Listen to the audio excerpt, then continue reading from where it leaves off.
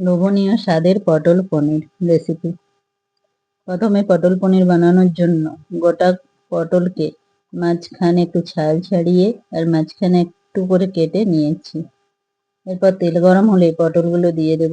পটলগুলোকে নেড়ে লাল লাল করে ভেজে নেব। লাল লাল করে ভেজে নেওয়ার সময় 1 চামচ নুন আর একটু অল্প হলুদ দিয়ে দেব।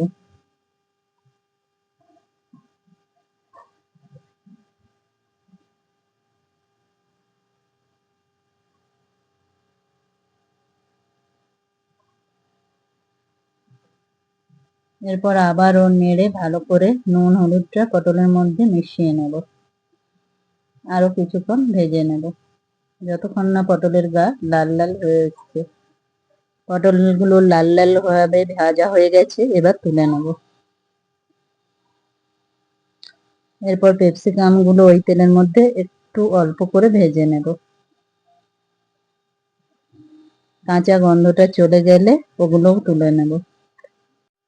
আদা পানমৌরি বাটা, পোস্ত কাজু বাটা, টমেটো পেস্ট, জিরা, এলাচ, লবঙ্গ, তেজপাতা, শুকনো লঙ্কা, কাঁচা লঙ্কা, এগুলো সবই তেলের মধ্যে ফোড়ন দিয়ে নেব।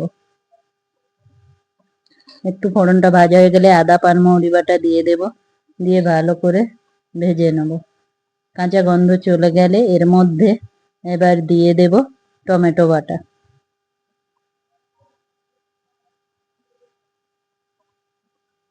টমেটো বাটাটাও নেড়ে ভালো করে ভেজে নেব। ভাজা হয়ে গেলে এর মধ্যে দিয়ে দেব হলুদ গুঁড়ো, লঙ্কা গুঁড়ো আর 1 চামচ নুন।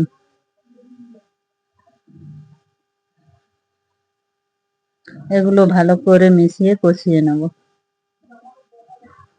কষানো হয়ে গেলে জিরা গুঁড়ো 1 চামচ, ধনে গুঁড়ো 1 চামচ আর সামান্য জল দিয়ে ভালো করে নেড়ে কষিয়ে নেব।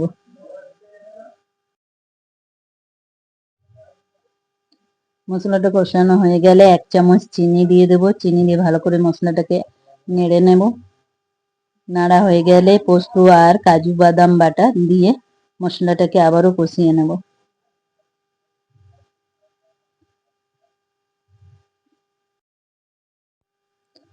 ক্যাপসিকাম ভাজা দিয়ে দিতে হবে।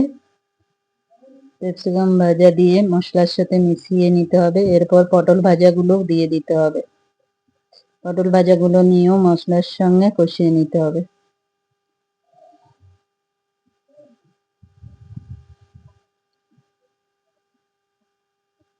কষানো হয়ে গেলে হাফ বাটি করে জল দিয়ে কষিয়ে নিতে হবে কিছুক্ষণ ধরে।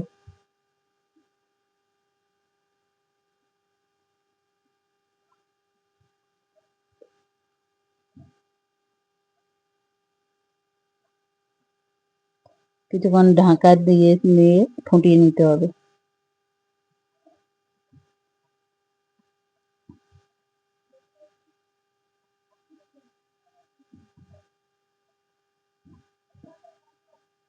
এরপর আবারও হাফ বাটি জল দিয়ে পটলগুলোকে ফুটিয়ে নিতে হবে। তারপর গ্রেট করা পনিরগুলোকে দিয়ে দিতে হবে। পনিরগুলো দিয়ে সমস্ত কিছুর সঙ্গে মিশিয়ে কষিয়ে নিতে হবে।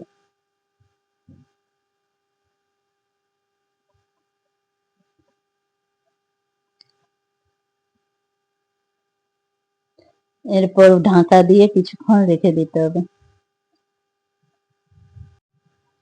ঢাকনা খুলে 1 চামচ বাটা আর ধনেপাতা দিয়ে দিলেই আমাদের সুস্বাদু লোভনীয় স্বাদের পটল পনির তৈরি।